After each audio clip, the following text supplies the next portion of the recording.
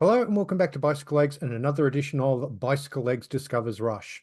And today I'd like to introduce another very special guest from the wonderful internet community RushFans. Today we have Adam Balley. Adam, thanks so much for doing the show. Really pleasure to meet you and to have you on the show. Yeah, of course. I always love to talk about Rush, and I love to talk about it with people who are just discovering stuff. So I'm really grateful for this opportunity. Thank you. And before we get into the main album, I just wanted to show off a little addition to my small but growing Rush collection. I recently picked up an original UK pressing of 2112. Very nice. Awesome. So it's the gatefold one as well. So Oh yeah. yeah. So and it plays really nicely too. So that's a wonderful one. The wonderful Davey Cretan introduced me to that album a couple of months ago, so really liked that one. So I had to pick up a copy when I saw one at a good price.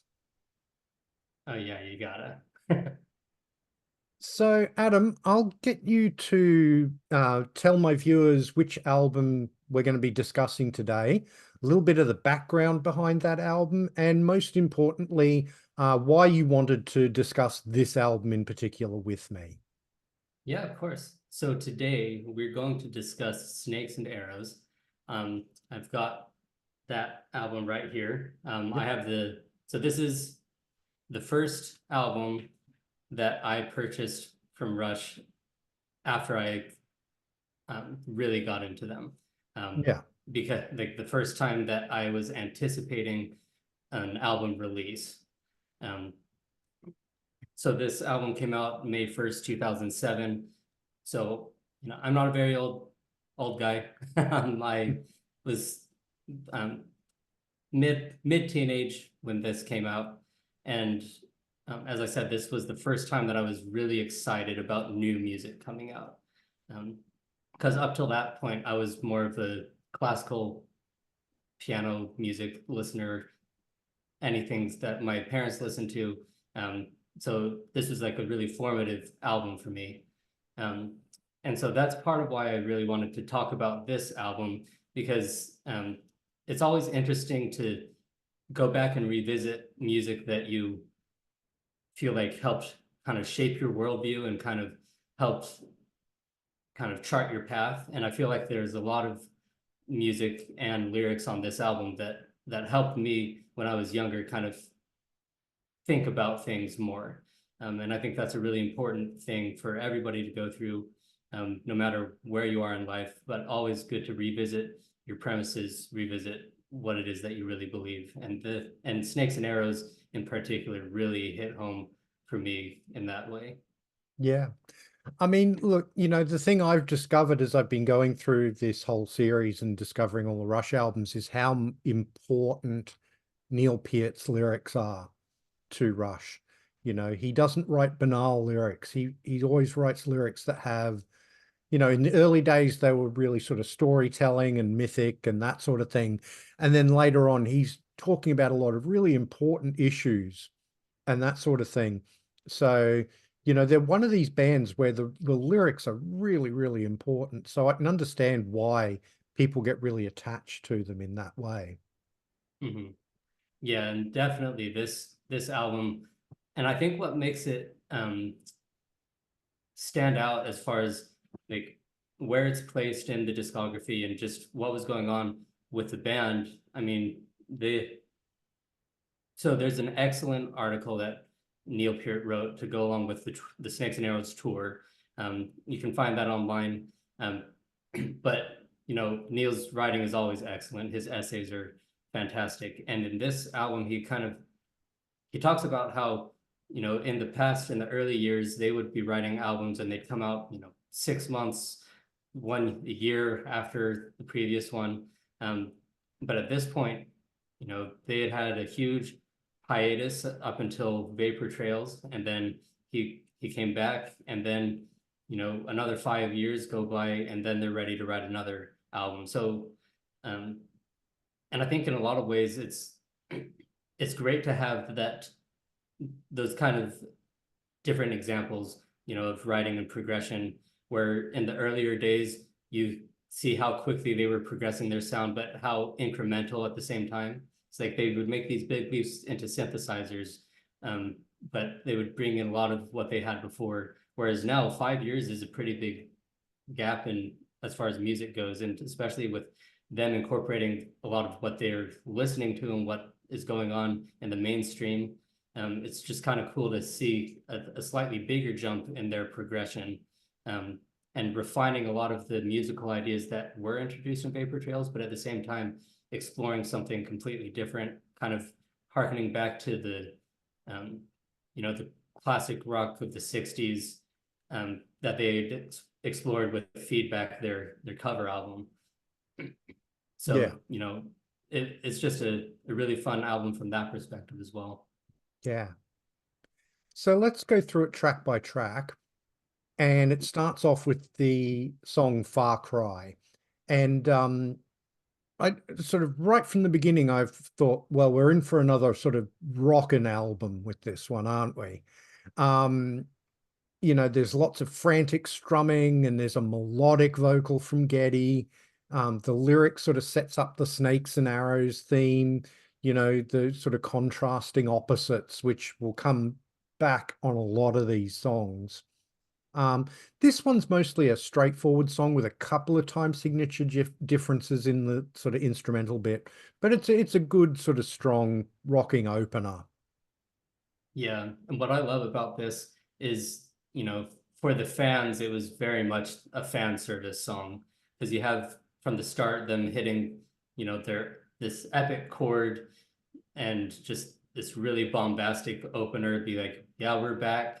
And then you have at the end of that initial just like pounding guitar hits, you have Alex doing the same chord that he starts off Hemispheres with. And so it's kind of like harking back to like, yeah, it's us again, but we're like honoring our past, but moving to the future. And so I Yeah, thought that was a really cool way to start the album. yeah, yeah. Then we get the song Armor and Sword, and this one actually mentions the Snakes and Arrows title in like the first lyric. This is a mid-tempo song with switches between electric and acoustic guitars, which is kind of a theme musically of this album. There's a lot of sort of switching between electric and acoustic guitars. And it also switches between 3/4 and 4/4 time.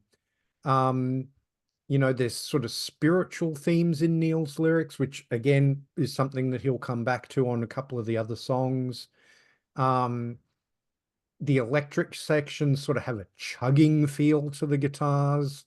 And we get a bit of a solo from Alex, which is something I really, really missed on Vapor Trails. There really were no solos on Vapor Trails, but we get a nice little solo here from Alex. Oh yeah, this is such a good example of how much thought was taken in the placement of all these songs. Because when you listen to this album from start to finish, you really get a sense of like communication throughout the topics introduced and the way they're introduced, and then musically as well. As there, to me, I don't think there's a low point in this album. Just the way that they kind of take you on this ride, and I just love the contrast that you brought up with the acoustic and electric, kind of playing that duality of the world, that he brings up so many times in this album, that you have people over here that don't think the way that the people over here think. And, what if we tried to bridge that gap a little bit? And I think that this song does a good job musically of kind of showcasing that. Yeah.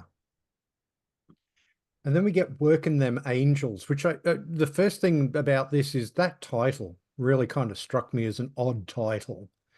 The lyric of this one seems to be sort of Neil looking on his past and wondering how he got away with some of the stuff he did in the past, like how he got through it alive almost, looking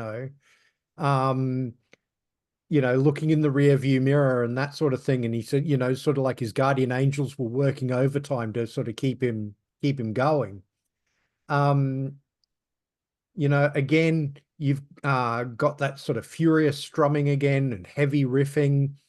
Um, this really seemed to be their sort of MO in the 2000s. There's a lot of sort of layered guitars and a lot of strumming and less sort of picking parts, as it were, sort of less sort of single note lines and that sort of thing. This one switches between 6/8 and 4/4 in the verse and the chorus. Um, Alex, as I say, he really layers those guitars, and he throws in a little mandolin towards sort of the latter part of this song as well. Mhm. Yeah, this is a really cool song. Um, because of the history of it, Neil actually wrote these lyrics long before this album was even a thought. So he wrote a book called Traveling Music, and um, so his previous books that he wrote were, him traveling. His first book he wrote was documenting his bicycle ride across Africa, which actually comes up in a later one as well.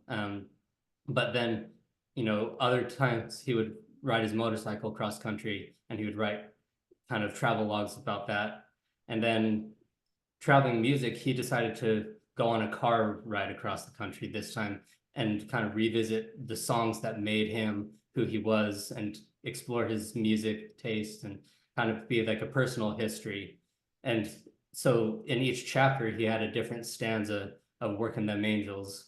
And so then flash forward to Snakes and Arrows, he presents these lyrics, and then finally Getty writes a vocal line for it. They actually put it to music, and so it kind of brings it full circle. And so it is very much looking on the past, reflecting on life, kind of a song. And I think it's really cool that it was one that wasn't written specifically for any album, just kind of as something in a different project, but then was able to work it in.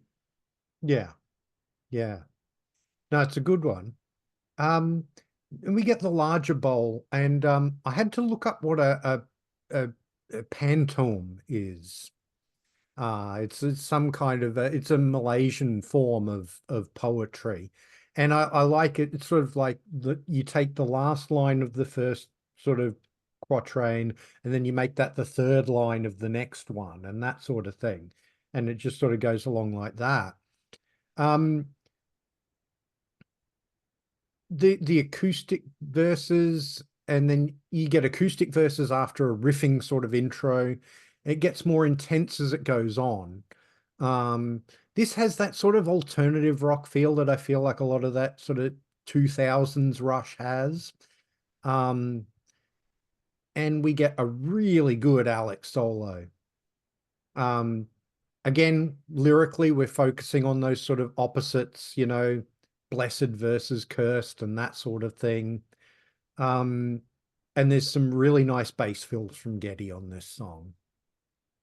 Oh yeah, this is a really great layered song, and I think musically it really comes across of text painting, really trying to showcase the lyrics, but then also showcase kind of almost like a musical pantone where everything's building on itself, and it's not a super linear song in the sense of like, oh, we have a verse, we have a chorus, and we have another verse, and then we have the solo section. It's like it feels very cyclical, and I think it was a really really smart way to do these lyrics. Yeah, absolutely. So then we get Spindrift, and this one seems to me to be one of Neil's sort of troubled relationship songs. He seems to have a few of those in the latter day Rush sort of canon. Um, again, it's got that heavy-ish alternative rock feel. I like that Geddy's stretching himself vocally on this song because, this sort of latter period Rush, he is mostly singing in that lower register that he sort of does, sort of since the 90s and that sort of thing. But in this one, he's really sort of stretching up into the higher register a little bit. Um, and Yeah, I mean it's an interesting song, this one. I had to look up what a spindrift was. It's something to do with sort of like weather on the surf and that sort of thing. Yeah, Neil was always throwing in different weather things. He always really appreciated kind of these weather phenomena that would happen. It's like sundogs rising in Presto when he's talking, has one of those songs, and then um Earthshine, and just like all these all these little things, which I always looked at it as kind of his, you know, not necessarily like challenging the listener, hey, go look up this stuff, but that's a cool side effect of it. Like, well, I'm not sure I know what this is, and then you learn something. Yeah. But I like because he takes this approach in this song and then a couple others where it's like a lover's quarrel, but the way he put it in in the tour book for Snakes and Arrows, he said that he framed it along the lines of Robert Frost's epitaph, I had a lover's quarrel with the world. And Yeah. so it's like able to examine kind of global dynamics and societal issues, but in a very personal way. And so I think it's great thought exercises that we're able to have by making it way more personal than just thinking, oh, well, this other faceless group of people is just wrong. He's like, well, let's examine this dynamic. Let's examine our thinking a little bit more than that. Yeah. Yeah, absolutely.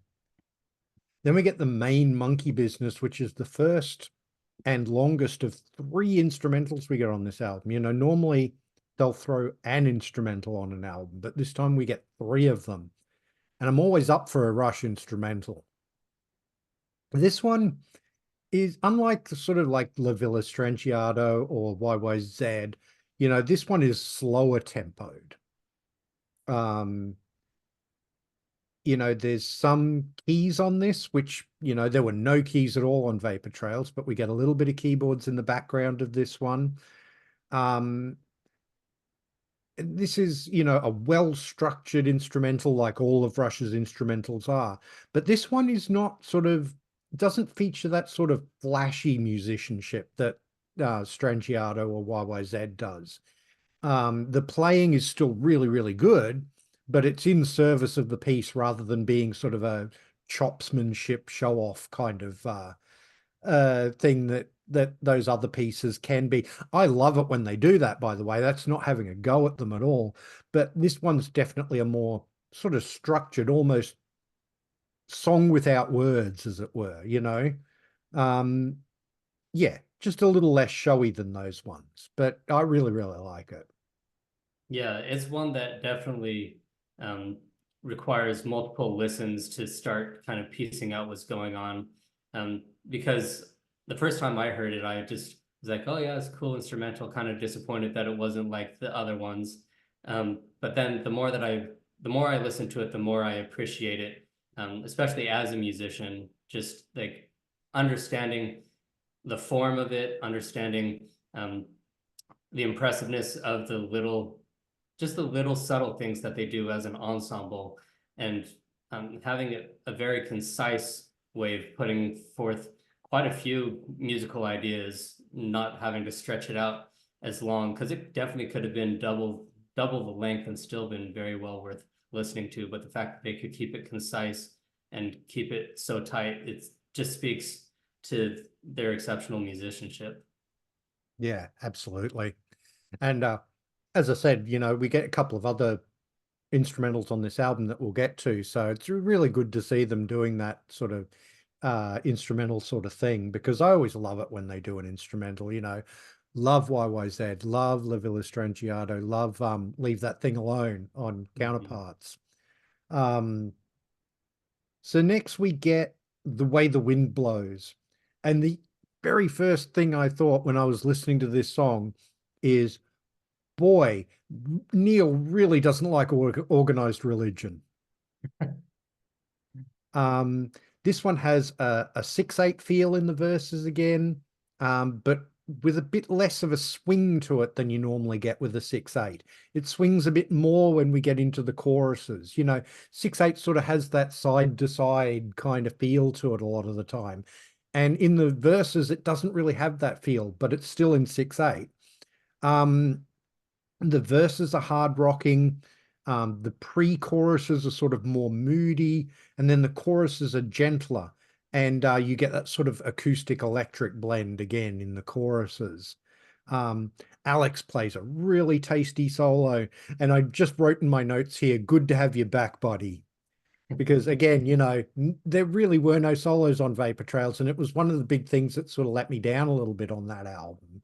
But Alex is really back into playing some wonderful solos on this album.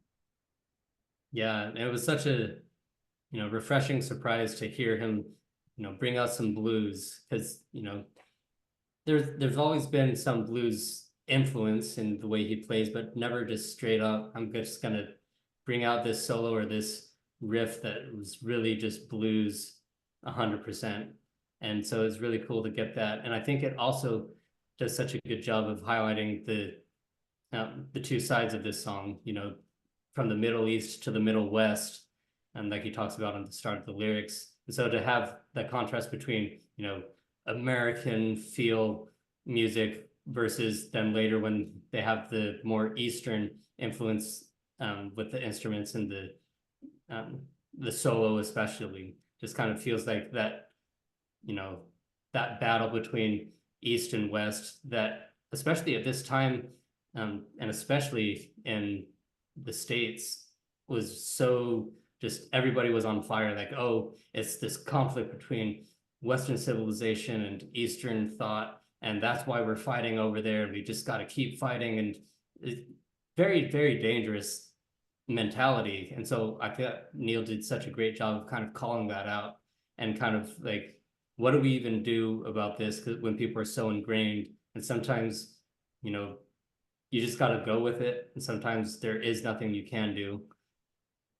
Yeah, absolutely. Then we get Hope, which is a lovely acoustic guitar solo piece from Alex. Really don't think there's anything quite like this else in the Rush catalog. But if you're expecting a sort of finger-picking extravaganza a la Steve Howe, that's not quite what you get here. It's more of a sort of strumming piece, although there are some little sort of finger-picked parts in it as well. It's a really nice interlude in the album. Where it comes, it's just perfect for that little breather. And I think at sort of 2 minutes and change, it's just the perfect length too. It doesn't outstay its welcome. It's just a perfect little piece to have at this sort of, we're sort of just past the halfway mark in the album at this stage. So, yeah. Yeah, it really does a good job, like you say, kind of smoothing that transition, going from something that really gave you a lot to think about, and then it's like now you can actually think about it with this song and maybe give you some of that hope. And Alex's playing always just impresses me so much, because he's just strumming that guitar, but the choices he makes, let's do this open tuning, let's bring out this subtle melody here while we're strumming the entire all of the strings, but how precise he can be and just shows his love for the instrument. Yeah, absolutely. So then we get Faithless. And I feel like this is kind of a follow on from The Way the Wind Blows. In The Way the Wind Blows is sort of criticizing organized religion and that sort of thing. And this seems to be like what his response to that is. And to me, it's sort of his take on secular humanism, which seems to be sort of his philosophy. It starts off with a 3/4 feel in the intro before settling into a halftime 4/4 and then moving into a full-time 4/4. Again, they do that sort of halftime, double time thing, which is sort of something they've done throughout their careers, is doing that sort of thing. And then we return to the sort of 3/4 in the pre-chorus. The time signatures on this album aren't as tricky as they are on some of the really proggy albums, but it's nice to see them doing different time signatures because it does sort of vary things up a bit, especially with this, sort of sound that they had in the 2000s. I think it ran the danger of being a little samey. And I think that doing things like changing their time signatures and switching from electric to acoustic and back and forth just gives it more interest and more flavor. Um, you know, um, I like how the verse seems more straight ahead and the choruses are a bit more ethereal. And yet again, we get another great solo from Alex at the end. So Yeah. Yeah, was a this one was probably the biggest um song that had the biggest impact on me when I first listened to it. Because I was raised religious, I still am religious. But this song in particular was really helpful for me to really start questioning why it was I believed, questioning, is my belief helping me to be a person that thinks for myself, or am I just going along with the crowd? And I think too often, not enough people think about that in particular. And that's, Neil has always talked about that in his writing, from the start. It's like, are you choosing your path, or are you letting your path be dictated to you? And because he doesn't have a problem with, people can believe what they're going to believe. He might think it's silly, but to him, it almost came across like it was unforgivable if you outsourced your thinking. yeah, If you came to that on your own and that's what you believe and you can explain why you believe it, whatever. But if you're just going along for the ride and just, well, I can't be bothered to think about it, that was the real danger and that was the real villain that we need to fight against. And yeah, so this song kind of gave me that moment, gave me that opportunity. Well, what is it that I truly believe? And, I think all true religion boils down to what Neil said. I don't have faith in faith. I don't believe in belief, but I still cling to hope and I believe in love. yeah, And I think that's really the heart of what it means to be a, a responsible human in this world. yeah, absolutely. I think this might be his finest lyric on the album. Um, really, really love this song. And musically, it's one of the best songs on the album too, I think. Mm-hmm. Then we get Bravest Face, and we're back to the sort of snakes and arrows opposites theme on this song. Um, again, they do the contrasting acoustic and electric sections on this album. The choruses are really anthemic. Um, and we get a surprisingly quiet solo from Alex that almost has kind of a 50s feel to it. It has a bit of that sort of rockabilly kind of feel to it. Um, I do like the line in this song, though we might have precious little, it's still precious. Mm-hmm. I think that's a beautiful line. So, yeah. Yeah, this is, these songs, these last four songs really, I think, start bringing the energy to where like you're ready for the album to be done, but not in a you're tired of it, but in a we're kind of putting the capstone on this project and we're wrapping it all up. And I think Bravest Face does a really great job of kind of shifting into that lower gear, like ready to coast on home.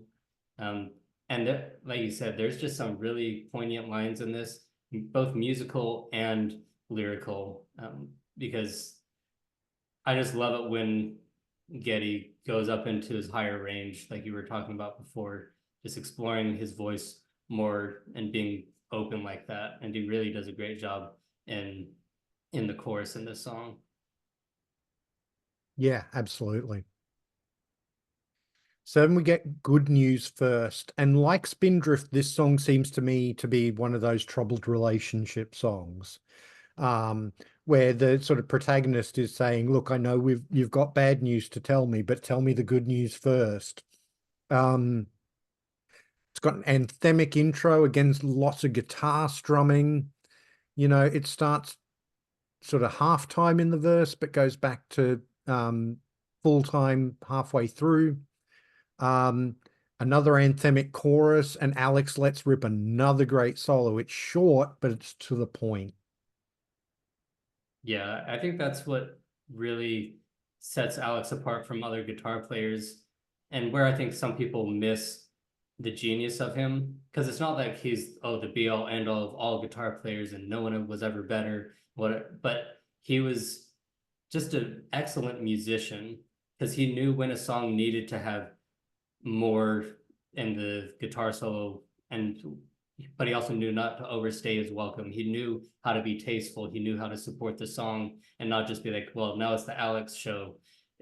And it can be really difficult as a musician who's very talented to not want to just show off. And so the fact that he was always mindful of how he fit in with the whole ensemble, it really just comes across in moments like this in this song. Yeah, absolutely. Throughout this whole series that I've been doing, the two words that I've used the most with Alex's guitar playing is that he's a very tasteful player. And for the most part, he's not a really shreddy guitar player. And I like that about him. Before I even started listening to Rush for this series, I was familiar with Alex. I think I mentioned this in one of the other shows. He plays a wonderful solo on the Porcupine Tree song Anesthetize off their Fear of a Blank Planet album.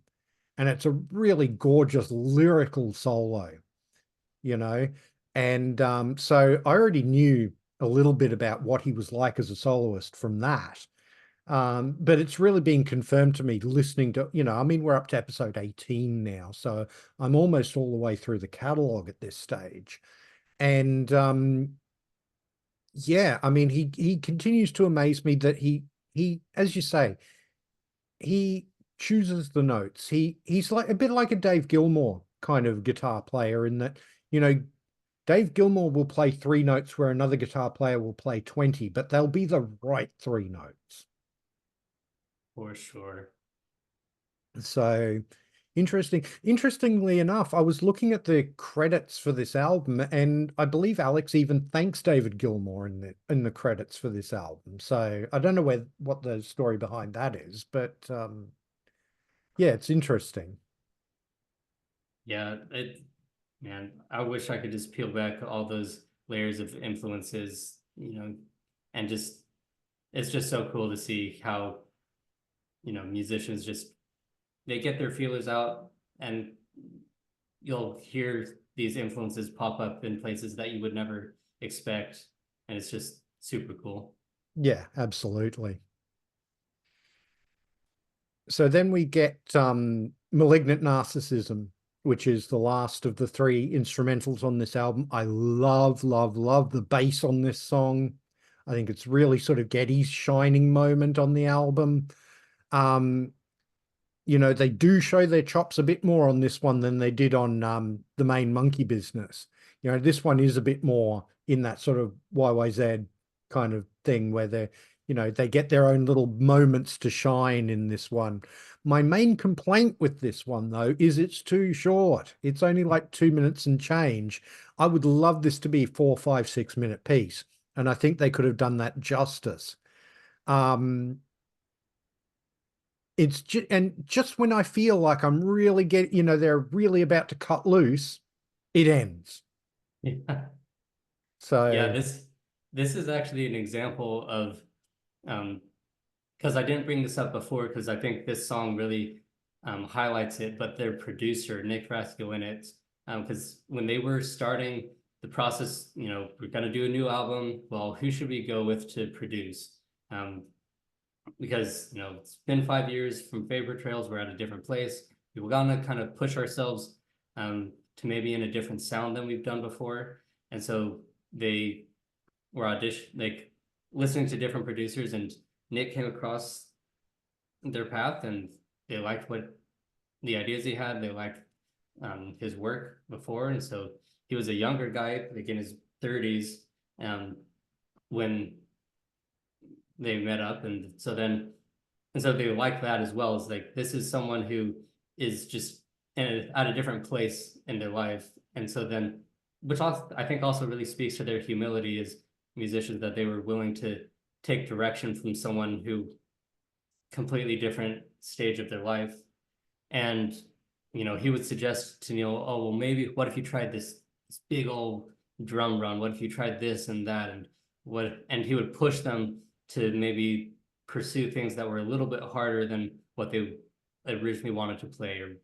And through the process of recording, for like doing different tracking in the studio, one of the mics was on, and Geddy's just kind of noodling around on the bass, and Nick started recording unbeknownst to Geddy, and then he's like, what are you playing? And he's like, oh, I'm just messing around. And so then he like recorded it, and he's like, you guys have to do something with this. And so, and at this point, Alex was already gone, and Neil's kit had already been packed up, and so he only had a 4-piece kit to play on. And so it's just him and Geddy, hashing out this thing. And then afterwards, they sent those stems over to Alex, and he did his guitar part on top of what they already did. And so I think that's part of why, it doesn't go on farther, because they weren't all together. And so Oh, they okay. couldn't have that kind of synchronicity. But because of their producer kind of pushing them and getting them to be more comfortable doing something that they wouldn't normally have done, we get this epic instrumental, which then whenever they would bring out in concerts, it's always great to see. And it just has more of that jam feel than, Main Monkey Business, which is a very orchestrated piece. Yeah, absolutely. The Main Monkey Business sounds very sort of through composed, as it were. Whereas this definitely has a bit more spontaneity to it, as you say. I really like it. As I say, if it were a little bit longer, I'd probably would, it'd probably be my favorite instrumental on the album. But then we finish with We Hold On. Oh, before we go on, Nick, the producer, he ended up producing Clockwork Angels with them as well, didn't he? Because that's been one of my favorite Rush albums so far, is Clockwork Angels. I love that album to bits. Mm-hmm. And he love what he did on that album too. But yeah, we finish with We Hold On, which is a song which I feel like this is a kind of song that Neil's done once or twice before too, about sort of persisting when things are really bad or when you really don't want to, things are really tough, but you've got to sort of plow on through, sort of thing. It starts quiet, it gets louder as it gets into the first chorus. Alex's solo is understated and has a bit of a psychedelic feel to it, which is, you don't really expect on this sort of an album, because it's not a psychedelic album at all. This is very much sort of a hard rock album. But this solo does definitely have a bit of a sort of 60s psychedelic feel to it. To me, it's not quite a blockbuster, but it's a pretty good closing track. Yeah, and I definitely agree with that. I think, and I feel like they did that quite a bit in their catalog. Is they pick as a closer, not one that's gonna like leave you like, oh wow, that was so epic. I just can't believe that they saved the best for last or whatever. But it's something that ties everything together, leaves you satisfied, and leaves you fine with walking away from the album. Their albums always come across like everything was done with the absolute utmost care for the listener, make sure that it's a comfortable experience all around. And I feel like this is a really great time, that that really comes through. And I like you say, this is where Neil's stoicism really comes back. And it's kind of like the answer to all these questions that he put forth before in the album. Like, how do we resolve these things? What do we do? And it's like, sometimes you just have to hold on. That's what you've got to do. And it's important to build up our holding on muscles and so that we can keep on keeping on. Yeah. So all in all, I really quite like this album. I've got to say, I have a usual sort of way I listen to these albums when I do them for the show. And the very first time I listen to the album, I don't do anything. I just put it on and listen. I don't have the lyric sheet in front of me or anything like that. And the first time I listened to this album, I've got to admit, I thought I wasn't going to like it. It didn't really grab me. But then when I listened to it sort of second, third, fourth time through, and I had the lyrics in front of me, it had a lot more impact. I feel like this album, as much as any, the lyrics are really, really important to what's going on. But funnily enough, just reading along with the lyrics made me hear more of the detail in the music as well. Because the first time just listening to it, it was all a bit of a block, you know? Whereas it really opened up when I was reading through the lyric sheet while listening to it. So it's an interesting sort of phenomenon that I had with this album. But all in all, I really quite like this album. You know, when I intend to do a Rush ranking when I'm finished this whole series. I'm guessing this one's probably going to figure somewhere sort of mid-tier, something like that. I really like it. I don't sort of love it as much as the absolute classic Rush albums, but it's a really good album nonetheless. Yeah, this one, it did take a while to grow on me. I had a very similar experience to you with the first time I listened to it. You know, I heard the first few songs and I was like, this is going to be a great album. And then I think it was The Larger Bowl came on and I was like, okay, I can see myself. Like, you know, I was trying to make myself like it. And then I got to the back end of it and I was like, okay, I really don't care for these songs. And so I listened to the first few songs over and over again. And then as I got older and more mature and was able to kind of clue into what they were doing and have, you know, understand the lyrics better, then it started clicking. And, you know, I think it really is just a more mature album, you know, comes from more life experience, comes from just, you know, where they were as musicians. But I would say now it's one of my top albums, just in general, like not even just Rush specific, but just because of I always find something new every time I listen to it. Yeah. And you know, it especially, you know, I played piano for years. I sing with an orchestra and so I'm in music quite a bit and like in very layered music. And so not often when I listen will I feel like I'm getting something new from what it is because I feel like I can glean that pretty quickly. But just this album just has a lot of food for thought, and I'm always re-examining the lyrics and where it's hitting at this stage of life versus a few years ago. So this Yeah. is this is one of my favorites. Yeah. Well, thank you so much for introducing me to this album. It's definitely one I feel like I get more, as you were saying, I get more out of as I listen to it more. But it's definitely one I need to sort of have the lyrics with me to really sort of get the full impact of the album. Um, Now, most of my viewers will be familiar with Rush fans, and I will leave links in the description as I always do. Thank you so much again for doing this with me. Please do like, share, and subscribe. It really does help the channel out. If you're new to the channel, please go and have a look at some of my other videos. I have everything playlisted, so if you want to look at my other Bicycle Legs Discovers Rush episodes, I have a playlist for those. If you want to see some of my studio albums ranked shows, I have a playlist for those. And if you want to see my appearances on other people's channels, I also have a playlist for those. If you want to follow me on social media, I'm at Bicycle Legs on Instagram and Twitter, and have a dedicated Bicycle Legs Facebook page. Links are all in the description. Please come and give those all a follow and join in the conversation. I'd really love to have you there. Thank you very much for watching, and I'll see you in the next one.